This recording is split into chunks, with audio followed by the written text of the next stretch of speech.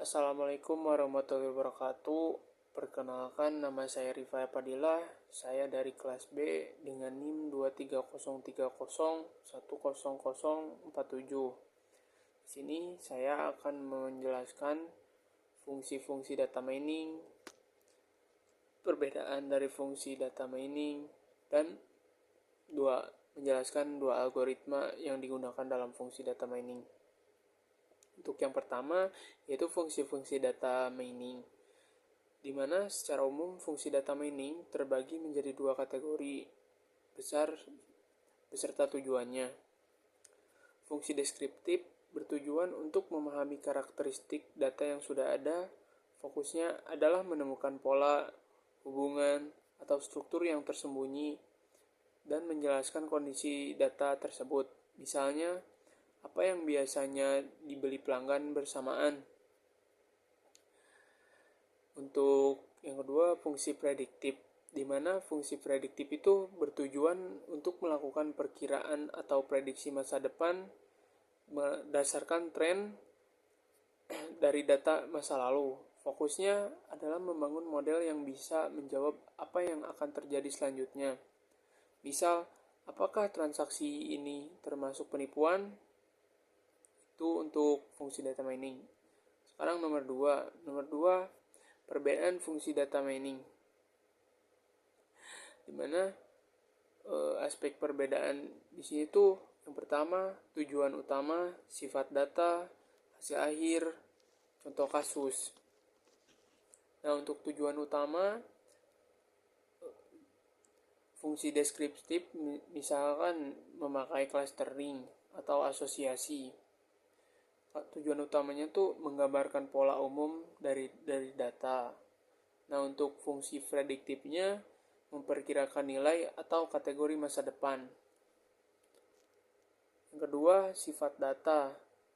Sifat data yaitu untuk fungsi deskriptifnya biasanya menggunakan data yang tidak memiliki label. Untuk fungsi prediktifnya membutuhkan data historis yang sudah berlabel. Selanjutnya, hasil akhir. Untuk fungsi deskriptifnya, segmentasi kelompok atau kaitan antar variabel. Untuk fungsi prediktifnya, prediksi angka, skor, atau kategori.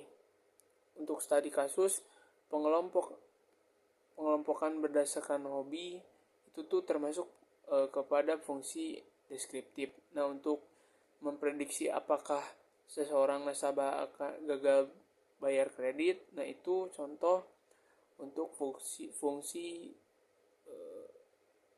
prediktif. Selanjutnya, dua algoritma di data mining. Dua algoritma populer yang mewakili fungsi deskriptif dan prediktif, K-means, clustering. Fungsi deskriptif algoritma ini digunakan untuk membagi data ke dalam beberapa kelompok atau klaster berdasarkan kemiripan karakteristiknya. Data yang berada dalam satu kelompok akan memiliki kemiripan yang tinggi, sedangkan antar kelompok akan sangat berbeda. Untuk cara kerjanya, menentukan jumlah kelompok atau menetapkan pusat secara acak, lalu menghitung jarak setiap data ke pusat tersebut. Data akan dimasukkan ke dalam kelompok yang jaraknya paling dekat. Contohnya, perusahaan e-commerce mengelompokkan 3 juta pelanggannya ke dalam 3 kategori. Yang pertama ada sangat loyal, normal, dan pasif, berdasarkan frekuensi belanja.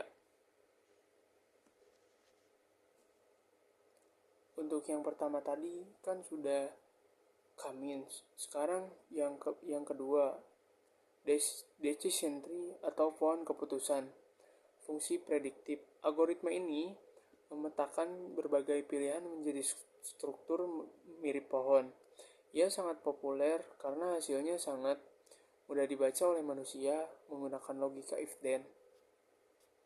Untuk cara kerjanya, algoritma akan membagi data secara berulang berdasarkan kriteria atau variabel, sehingga signifikan mencapai keputusan akhir, atau disebut juga daun.